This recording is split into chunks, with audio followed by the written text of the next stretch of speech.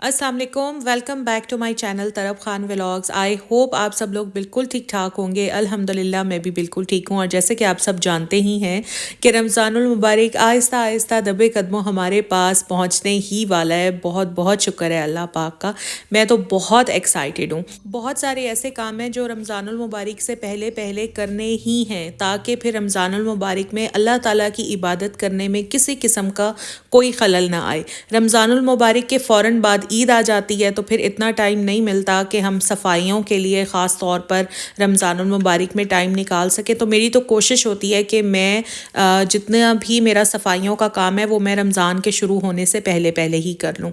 अभी भी मैं थोड़ा सा लेट हो गई हूँ, वरना मैं काफ़ी जल्दी अपने घर की सफाइयों का काम शुरू कर देती हूँ। घर की सफाइयों में जैसे सोफ़े वगैरह साफ़ करना, कुशन्स वॉश करना, रग्स वॉश करना, सारी छतें साफ़ करना, क्योंकि मेरे घर में सीलिंग हुई हुई है।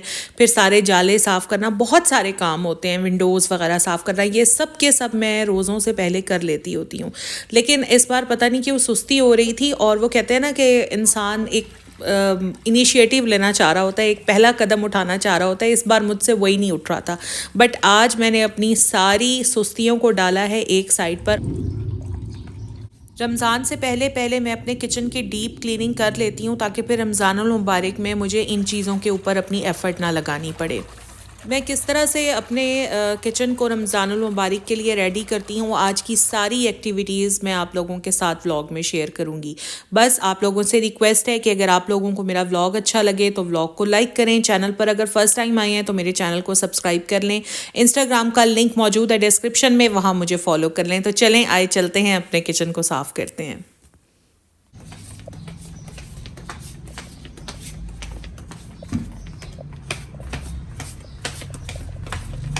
तो सबसे पहले तो मैं साफ़ करूँगी अपने किचन का सीलिंग फ़ैन। जब भी मैं किचन की सफाई शुरू करती हूँ तो सबसे पहले मैं सीलिंग फ़ैन साफ़ करती हूँ। सीलिंग फ़ैन के लिए मैंने एक बर्तन में इस तरह से पानी बना लिया है। कुछ भी नहीं है, सिर्फ नीम गर्म पानी है। उसमें मैंने थोड़ा सा सर्फ मिक्स किया है और उसका सोल्यूशन सा बना के मैंने यहाँ किचन में रख लिया है, ताकि मुझे पंखा साफ़ करने में आसानी रहे।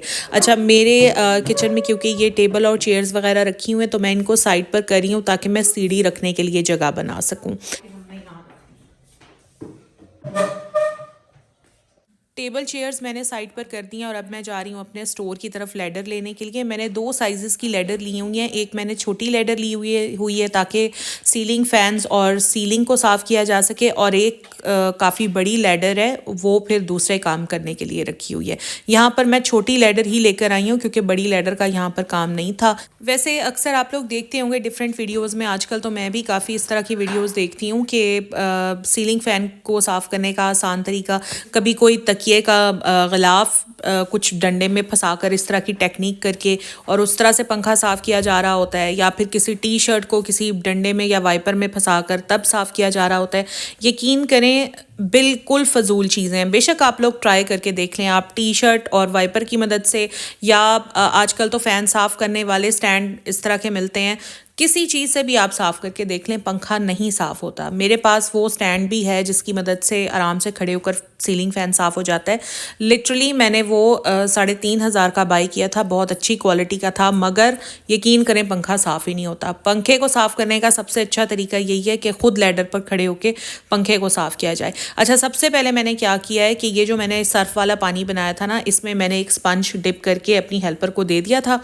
बस वो हल्के हल्के से उसने स्पंज फ़ैन पर मारा है, और उसके बाद मैंने ये माइक्रोफाइबर क्लॉथ लिया है ताकि अच्छे से पंखे पर अगर कोई मैल कचरा वगैरह रह गया है तो वो भी अच्छे से साफ़ हो जाए। फ़ैन को अगर आप सबसे पहले स्पंज से साफ़ कर लेंगे ना, मतलब स्पंज को सर्फ वाले पानी में डिप करके और वो आप फ़ैन पर मारेंगे ना, उससे फ़ैन पर जितनी भी गंदगी होती है वो बहुत अच्छे से साफ़ हो जाती है।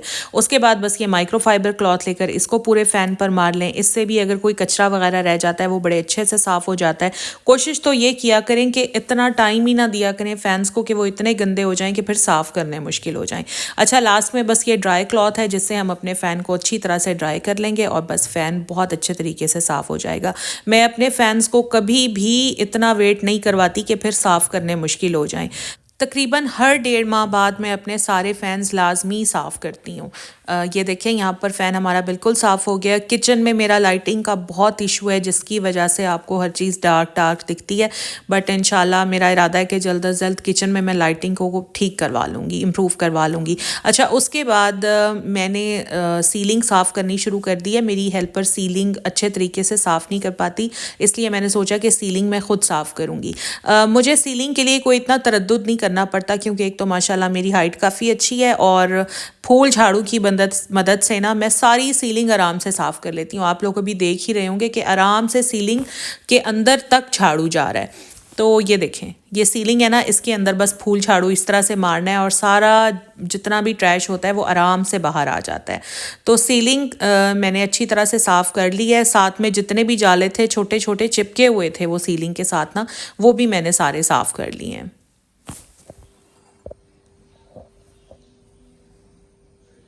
मुझे बड़ा अच्छा लगता है किचन में फूल रखना। मेरे गार्डन में गेंदा बहुत ज़्यादा हो गया था और अब जो ये फ्लावर्स थे ना ये सूखना शुरू हो गए थे, तो मैंने सोचा कि बजाय इस करके ये सूख कर टूट कर नीचे गिरेंगे तो बेहतर है कि मैं ले लेती हूँ और किचन में इस तरह से रख देती हूँ। मेरी कोशिश होती है कि हर दूसरे तीसरे दिन फ्लावर्स को मैं इस तरह पानी में डिप करके रख दूँ। और ये जो गुलाब आप देख रहे हैं ये देसी गुलाब है, मेरे घर में लगा हुआ है। इसकी इतनी तेज़ खुशबू है और इतनी प्यारी खुशबू है कि अगर 2 से 3 गुलाब भी मैं पानी में डिप करके अपने किचन में रख देती हूँ तो यकीन करें पूरे किचन में इतनी अच्छी खुशबू हो जाती है। तो मुझे ना बड़ी अच्छी फीलिंग आती है। अभी आप लोग सिर्फ देख रहे हैं, आपको कितना अच्छा फील हो रहा होगा और सोचें कि मैं जब रखती हूँ तो मुझे कितना अच्छा फील होता होगा। चलें जी, अब आती हूँ मैं इस तरफ कि किचन की ग्रीसी स्टिकी कैबिनेट्स को हमने किस तरह से साफ़ करना है। एक बात मैं फिर रिपीट करूँगी कि ना अपने किचन कैबिनेट्स को इतना वेट करवाया करें कि वो इतनी ग्रीसी हो जाएं कि फिर उनको साफ़ करना मुश्किल हो जाए। ठीक है, हर वीकेंड पर अगर आप अच्छे से अपनी कैबिनेट्स को साफ़ कर लेना तो फिर इतनी मेहनत नहीं करनी पड़ती। बट अगर आपकी किचन कैबिनेट्स के जो डोर्स हैं वो काफ़ी गंदे हो गए हैं, काफ़ी ग्रीसी हो गए हैं, तो उनको किस तरह साफ़ करना है मैं आपको बड़ा आसान सा तरीका बताती हूँ। सबसे पहले आपने ले लेना है बेकिंग सोडा। यहाँ पर मैंने 2 चम्मच बेकिंग सोडा के ले लिए हैं। अब इसमें डालेंगे हम डिश वॉश लिक्विड। कोई भी आपके पास है डिश वॉश लिक्विड वो आप इसमें डाल दें। ये देखें जैसे कि मेरे पास सेफॉन का है, मैंने थोड़ा सा डिश वॉश लिक्विड इसमें डाला है और अब साथ के साथ हम इसमें थोड़ा सा पानी ऐड कर देंगे। मेरी क्योंकि किचन कैबिनेट्स इतनी ग्रीसी नहीं है तो मैंने उसी के हिसाब से ये सोल्यूशन बनाया है। अगर आपकी ज़्यादा ही गंदी हैं तो आपने उसी हिसाब से सोल्यूशन बनाना है, बस चीज़ें आपने यही डालनी है। देखें जो हमारी किचन कैबिनेट्स होती हैं या तो वो शीट्स की बनी हुई होती हैं या फिर वो वुड की बनी हुई होती हैं, तो हमें ध्यान ये रखना है कि कोई ऐसा मटेरियल हमें अपनी किचन कैबिनेट्स पर यूज़ नहीं करना जिससे हमारी कैबिनेट्स के डोर्स में नमी आ जाए और वो फूलना शुरू हो जाएं, ख़राब हो जाएं या फिर लकड़ी की पॉलिश ख़राब हो जाए। इसीलिए मैंने सारे वो इंग्रेडिएंट्स यूज़ किए हैं जो हमारी शीट्स को या हमारी लकड़ी को नुकसान नहीं देंगे। साथ के साथ ले लेना है एक साफ़ सुथरा स्पंज। पहला यूज़ हुआ हुआ स्पंज नहीं लेना, नया साफ़ सुथरा स्पंज लेना है। और स्पंज के एक साइड पर जैसे कि फोम होता है, स्पंज होता है, और दूसरी साइड पर एक लाइट सा स्क्रबर लगा हुआ होता है। तो आपने इस स्क्रबर की मदद से ना ग्रीस को साफ करना है। अपने स्पंज को सोल्यूशन में डिप करते जाएं और आहिस्ता आहिस्ता ग्रीस पर इस तरह से मारते जाएं। यकीन करें जितनी भी ग्रीस होगी, जितनी भी स्टिकीनेस, ऑयलीनेस आपके कैबिनेट्स डोर्स पर होगी, सारी की सारी साफ़ हो जाएगी क्योंकि इसमें हमने शामिल किया है बेकिंग सोडा जो हर तरह की ग्रीस को कट कर देगा। उसके बाद आपने साफ़ सुथरे वाइप से, स्कॉच ब्राइट का वाइप ले लें या स्पॉन्टेक्स का वाइप ले लें, जो भी वाइप आपको अवेलेबल है वो ले लें और उससे अच्छी तरह से आपने अपनी कैबिनेट्स के डोर्स को साफ़ कर देना है। और सबसे आखिर में आपने लेना है एक ड्राई क्लॉथ और ड्राई क्लॉथ से सारे कैबिनेट डोर्स अच्छी तरह से साफ़ कर देना। ये जो ड्राई क्लॉथ से साफ़ करने वाला स्टेप है ना, ये आपने बिल्कुल भी मिस नहीं करना ताकि हमारी लकड़ी को या हमारी शीट्स को किसी भी किस्म का नुकसान ना पहुँचे, उनमें किसी किस्म की नमी अंदर एब्जॉर्ब ना हो। आज सुबह उठते ही सबसे पहले मैंने अपने सर में ऑयल लगाया था क्योंकि मेरा इरादा था कि जैसे ही मैं डीप क्लीनिंग से फ़ारिग होंगी तो मैंने शावर लेना है। तो इस तरह ऑयल को कम से कम 3-4 घंटे बालों में स्टे करने का टाइम मिल जाएगा। अच्छा खैर, यहाँ पर जिस तरह से मैंने ऊपर वाले कैबिनेट डोर साफ़ किए हैं, बिल्कुल सेम उसी तरीके से मैं अपने नीचे वाले कैबिनेट्स के डोर साफ़ कर लूँगी। अच्छा, अंदर से मैं अपनी कैबिनेट्स इसलिए साफ़ नहीं कर रही क्योंकि मैंने अभी लास्ट वीक ही अपनी सारी कैबिनेट्स अंदर से साफ़ की थी, सारे बर्तन निकाले थे और उसके बाद इसी सॉल्यूशन से मैंने अपनी कैबिनेट्स अंदर से साफ़ की थी। बट उसमें यह था कि साफ़ करने के बाद मैंने 2 घंटे अपनी कैबिनेट्स को खुला रहने दिया था ताकि अच्छी तरह हवा लगे, और मैंने ऊपर से फ़ैन भी ऑन कर दिया था। जब बिल्कुल अच्छी तरह ड्राई हो गई थी तो फिर मैंने सारे बर्तन वापस रख दिए थे। इसीलिए अंदर से मैं साफ़ नहीं कर रही हूँ क्योंकि वो मैं लास्ट वीक कर चुकी थी।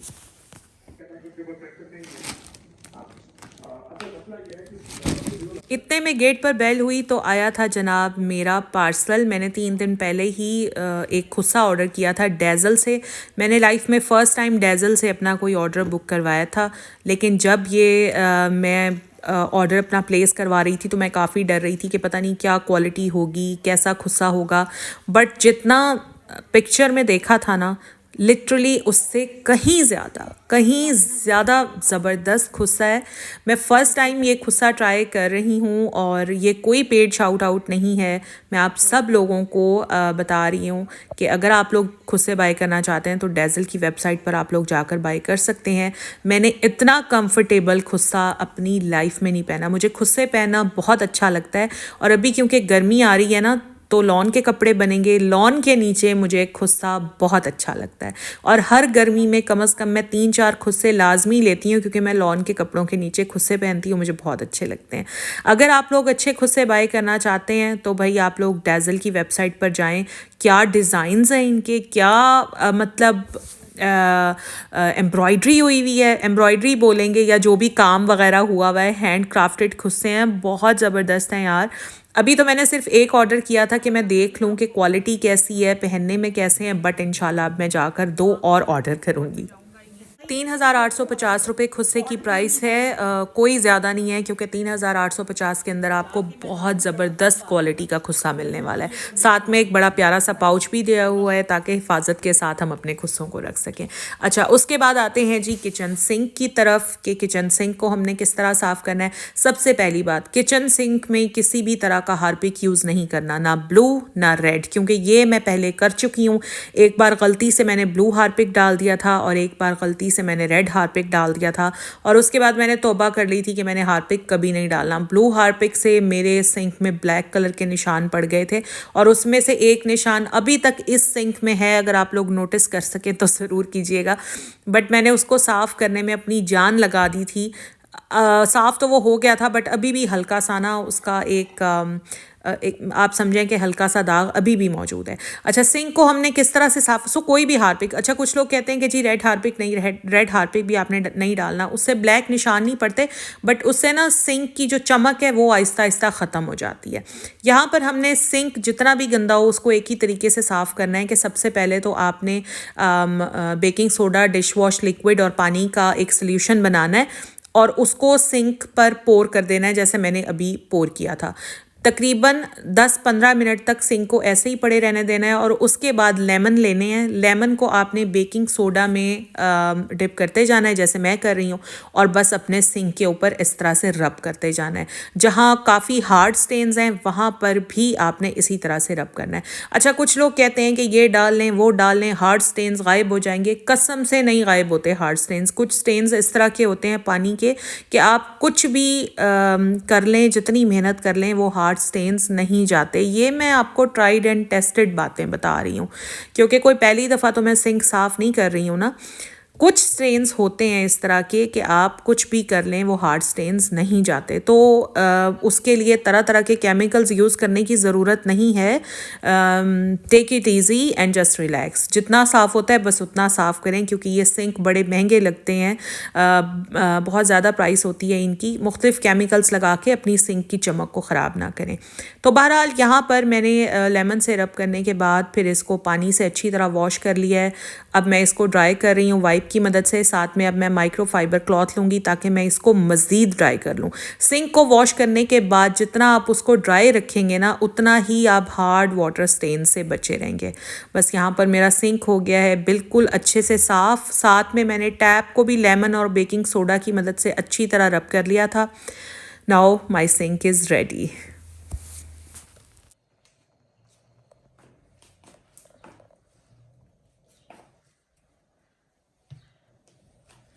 अच्छा, तो अब आती हूँ मैं किचन काउंटर की तरफ। किचन काउंटर चाहे आपका ग्रेनाइट का लगा हो, चाहे आपका मार्बल का लगा हो, आपने किसी भी सूरत विनेगर यूज़ नहीं करना, क्योंकि विनेगर जो है ना वो ग्रेनाइट की और मार्बल की शाइन ख़त्म कर देता है। ग्रेनाइट की ना अपनी एक शाइन होती है जो कि बहुत अच्छी लगती है। अगर हम उसको विनेगर से साफ़ करेंगे तो वो शाइन आहिस्ता आहिस्ता ख़त्म हो जाती है और फिर किचन काउंटर अच्छा नहीं लगता। ग्रेनाइट में अगर उसकी शाइन ही ना हो तो फिर फ़ायदा क्या है इतने पैसे लगाने का।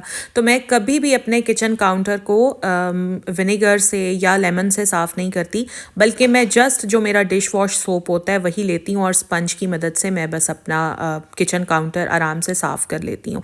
चाहे जितना स्टिकी है, जितना ऑयली है, जितना ग्रीसी है, ये जो डिश वॉश सोप है और स्पंज का जो स्क्रबर है वो बिल्कुल आराम से हर काउंटर को साफ़ कर देता है, चाहे आपका मार्बल का है या चाहे आपका ग्रेनाइट का है। तो ये जो कॉर्नर्स होते हैं इनको साफ़ करना ना भूला करें। बस उसके बाद हमने लेना है जी वाइप। वाइप बड़ी ज़रूरी चीज़ है। अगर आप लोग नहीं लेते हैं तो वाइप ज़रूर लिया करें, इससे बड़ी अच्छी क्लीनिंग होती है। मैं तो हर महीने ग्रोसरी में वाइप लाजमी लेती हूँ, क्योंकि इसके बगैर मुझसे तो किचन क्लीनिंग होती ही नहीं है। तो जनाब यहाँ पर मैंने अच्छी तरह से अपने किचन काउंटर को वाइप से साफ़ कर लिया है। कॉर्नर्स को मैं कभी इग्नोर नहीं करती, मैंने कॉर्नर्स भी अच्छी तरह से साफ़ कर लिए हैं।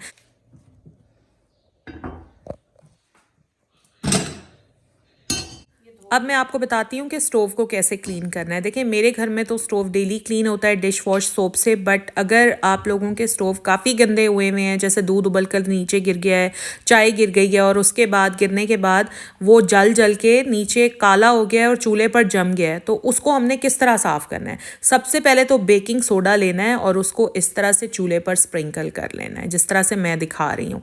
उसके बाद आपने लेना है डिश वॉश लिक्विड। मेरे पास सेफॉन का है, आप कोई भी ले लें। डिश वॉश लिक्विड थोड़ा सा लेना है, ज़्यादा नहीं लेना। इस तरह से पोर कर लेना है चूल्हे पर। कोशिश करें कि पूरे चूल्हे पर पोर करें।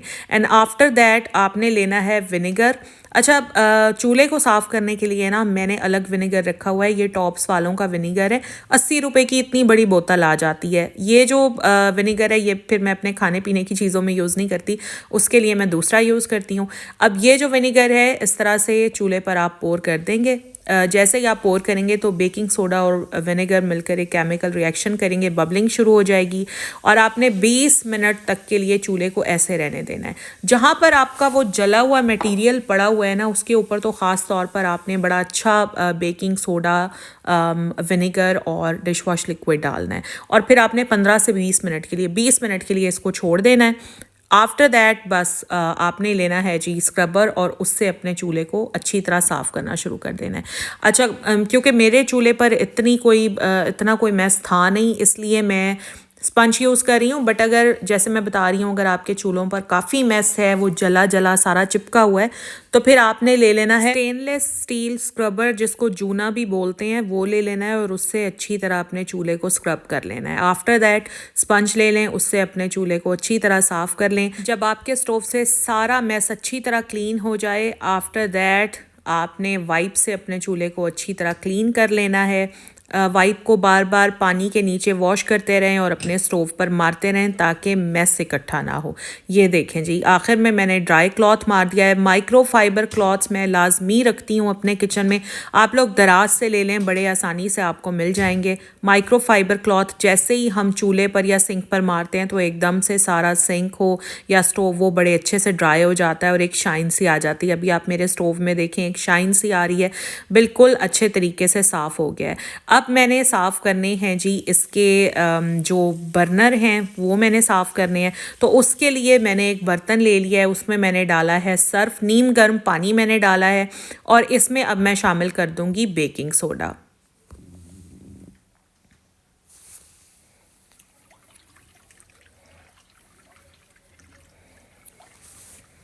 बेकिंग सोडा डालने के बाद मैं इसको अच्छी तरह से मिक्स कर लूँगी। मिक्स करने के बाद जो भी गैस के बर्नर हैं वो मैं इसमें डिप कर दूँगी। 20 मिनट के लिए मैं इसमें डिप रहने दूँगी।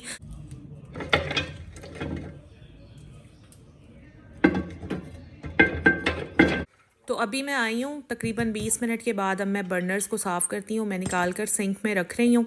और अब हमने इसको साफ़ कैसे करना है, देखिए हमने इसको डिप करके तो रख दिया। अब हमने इसको स्पंज से साफ़ नहीं करना, बल्कि हमने लेना है एक ब्रश, जिस तरह के मैंने ब्रश लिया हुआ है, और इससे मैं ये जो बर्नर्स हैं अच्छी तरह क्लीन कर लूँगी। चूल्हे पर कुकिंग करते हुए अक्सर डिफरेंट चीज़ें गिरती रहती हैं, कभी दूध गिर जाता है, कभी चाय गिर जाती है, तो जिसकी वजह से बर्नर के जो होल्स हैं वो बंद हो जाते हैं। अगर हम ब्रश से अच्छी तरह क्लीन कर लेंगे तो वो सारे बंद होल्स अच्छी तरह से खुल जाएंगे। और ऑलरेडी क्योंकि बर्नर्स बेकिंग सोडा में और सर्फ में डिप हुए थे, तो इनको ब्रशिंग करने में कोई इतना हमें तरद्दुद नहीं करना पड़ेगा, बल्कि हल्के हाथ से भी ब्रशिंग करेंगे तो सारे बर्नर अच्छी तरह से क्लीन हो जाएंगे, सारे होल्स ओपन हो जाएंगे। ये देखें जी, सारे बर्नर्स अच्छी तरह से साफ़ हो गए हैं, मैंने ब्रश कर लिए हैं।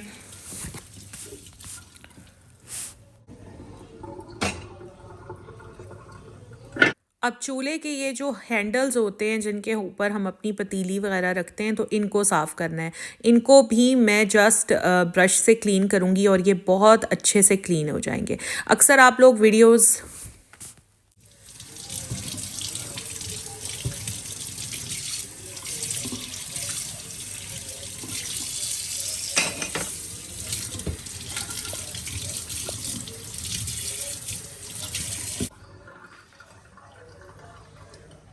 बर्नर और हैंडल्स को मैंने ड्राई होने के लिए रख दिया था। अब ये ड्राई हो चुके हैं, तो मैं वापस स्टोव पर रख रही हूँ।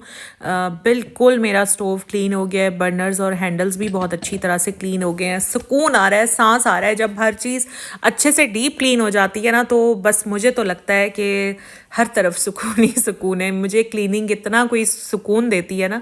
सारा काम करने के बाद बस अब मैंने अपनी हेल्पर को बुलाया था ऊपर सर्वेंट क्वार्टर से, और मैंने उसको कहा कि जल्दी जल्दी बस अब तुम किचन में झाड़ू और मॉपिंग कर लो। तो अभी बस मेरा दिल कर रहा था कि मैं फ़ौरन जाऊं, शावर ले लूं, कपड़े चेंज कर लूं, लेकिन मैं बहुत थक गई थी। सर में दर्द पता नहीं क्यों शुरू हो गया था।